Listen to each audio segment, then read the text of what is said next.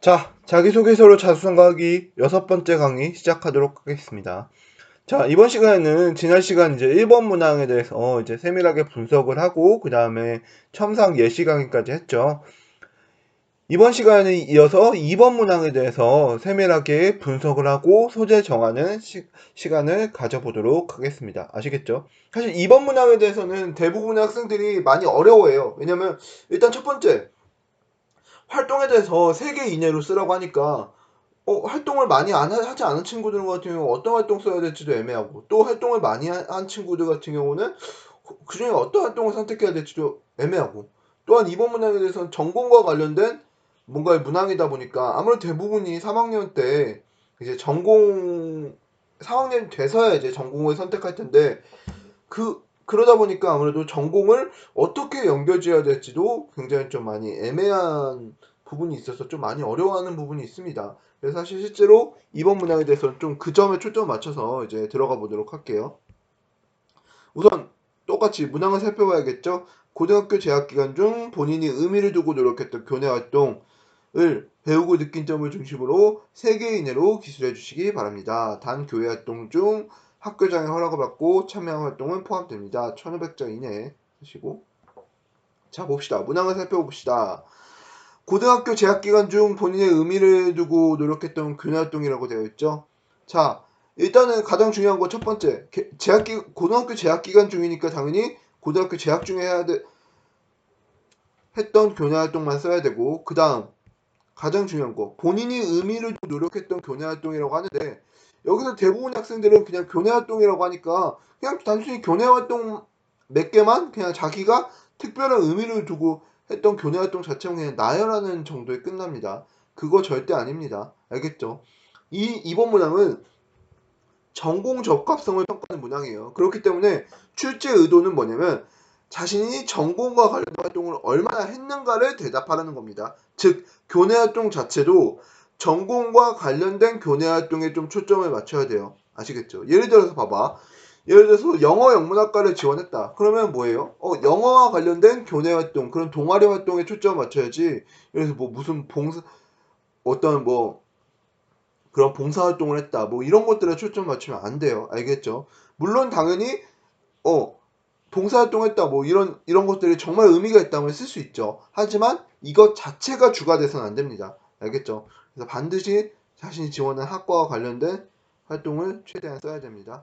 알겠죠? 또한 마찬가지, 이것도 마찬가지. 제일 중요한 것 자체가 교내 활동에서 제일 중요한 것 자체가 참신성입니다. 누구나 하지 않을 법한 활동을 써야지 변별력이 생기겠죠.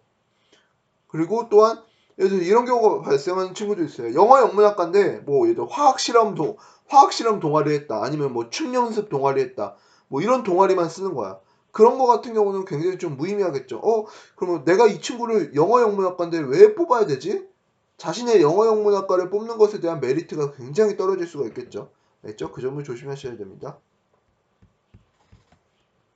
자, 그 다음 배우고 느낀 점을 중심으로 해서 3개 이내로 작성하라고 하는데, 대부분의 학생들이 사실 3개 이내로 작성하라고 하면 이제 어려워하는 게 무조건적으로 3개만 뽑아야지 이렇게 생각을 합니다. 굳이 3개만 뽑지 않아도 돼요. 2개여도 괜찮습니다. 하지만 1개는 너무 적겠죠. 근데 2개여도 괜찮습니다. 단 그 2개가 어쨌든 굉장히 구체적이고 자세하게 써야 되는 거죠. 그쵸? 그리고 또한 배우고 느낀 점을 중심으로 하고 있으니까 단순하게 현상만 나열하면 되는데요? 안 되죠. 이걸 바탕으로 해서 어떤 점을 배우고 어떤 점을 느꼈는지를 자세히 하셔야 됩니다.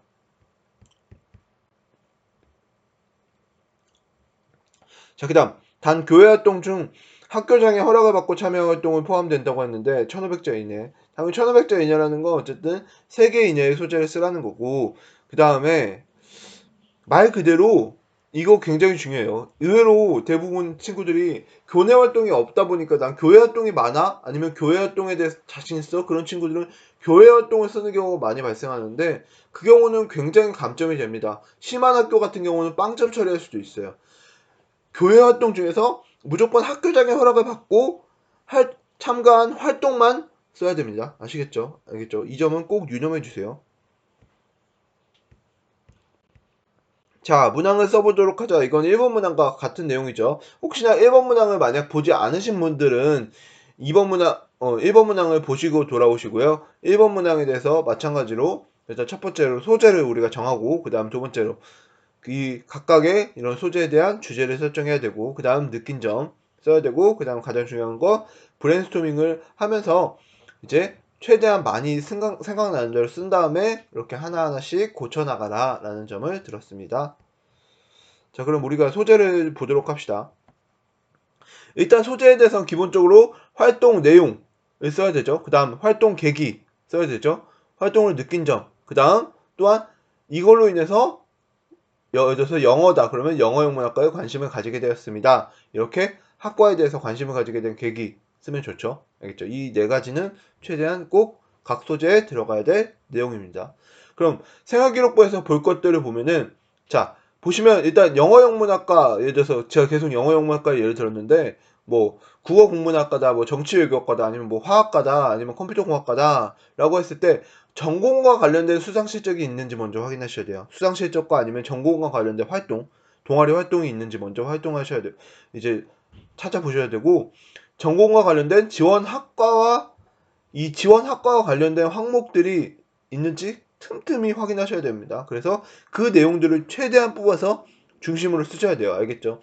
3개 소재다 그러면 3개 소재 중에서 2개 이상은 무조건 전공과 관련된 활동을 쓰셔야 됩니다. 아시겠죠? 그 다음 예시를 이제 구체적으로 들어서 보시면, 예시 1에서 지원학과가 예를 들어서 국어국문학과라고 되어 있습니다. 국어국문학과 되어 있는데 이 학생 같은 경우는 3년 연속 독서토론대회에 출전했어요. 그래서 처음에는 상을 타지 못했지만 두 번째, 세 번째 들면서 점점 더 실력이 발전하면서 결과적으로 상을 타서 어쨌든 잘 마치게 되었어요. 이거 같은 경우는 굉장히 쓸만하죠. 어떻게 보면 사실 독서 토론이란 게 굉장히 뻔한 주제예요. 왜? 사람들 다 학생들 다 독서 토론 대부분 많이 참석하잖아요. 그런데 국어 국문학과이기 때문에 독서 토론을 했다라는 게 굉장히 좀 메리트고, 그다음 3년 연속 지속적으로 활동해서 결과적으로 처음엔 못했지만 상을 땄다라는 것도 어떻게 보면 자신의 하나의 이야기로 될 수 있겠죠. 그다음 두 번째, 지원학과가 정치외교학과야. 그러면 대부분이 사실 정치 외교과 많이 쓰는 게 뭐냐면 모의 유엔, 여기서 주의점을 했는데 모의 유엔을 했다, 그리고 뭐 무슨 토론 동화를 했다. 모의 유엔을 정말 많이 써요. 정치 외교과는 진짜, 저도 역시 정치 외교학과입니다만 10명 중에 9명, 아니 10명이 다 모의 유엔, 뭐 무슨 글리스 했다, MUN 했다, 아니면 무슨 대한민국 청소년 무슨 모의국회 했다. 이름도 굉장히 다양해. 이름도 굉장히 다양한데 그 모의국회 활동에 대해서 굉장히 많이 씁니다. 알겠죠? 물론 그 활동 자체가 학교장 추천을 받은 거인지도 의문이지만 학교 교내에서 했다고 하더라도 어쨌든 굉장히 뻔한 활동이죠. 그쵸? 음. 자, 지원학과가 정치외교학과라고 했을 때 이 친구 같은 경우 정치 사회 분야에 관심이 많다고 기록돼 있어요. 그래서 이제 정치 관련해서 동아리 활동을 했고 여러 행사도 참여했어요. 차라리 이게 더 낫겠죠. 그렇죠. 모의 유엔을 했다라기보다는 정말 말 그대로 사회 문제에 관심이 있어요. 난 실천적으로 활동했다. 이 점이 더 이제 많은 메리트가 있겠죠. 그다음 주의점. 제가 말했습니다만 전공과 전혀 무관한 활동. 예를 들어서 영어 영문학과인데 그냥 단순하게 뭐 예를 들어서 춤 연습, 제가 계속 말했잖아요. 춤 연습, 독서 토론, 춤 연습 동아리, 독서 토론, 그다음 실험 동아리 이렇게 쓰게 되면 얘는 영어 영문학과 좋아하는데 내가 얘를 왜 뽑아야 되지? 이런 생각이 들겠죠. 알겠죠? 그래서 그런 전공과 관련 전혀 무관한 활동을 빼라. 그리고 단순한 동아리 활동 내역을 나열한 거, 그다음에 너무 뻔한 활동 쓰지 마라라는 거 아시겠죠? 오케이? 자, 그래서 오늘은 여기까지 하고 그 다음에 이제 2강에 이어서 이제 이번 문항에 대해서 첨삭 강의로 들어가도록 하겠습니다. 여러분 수고하셨습니다.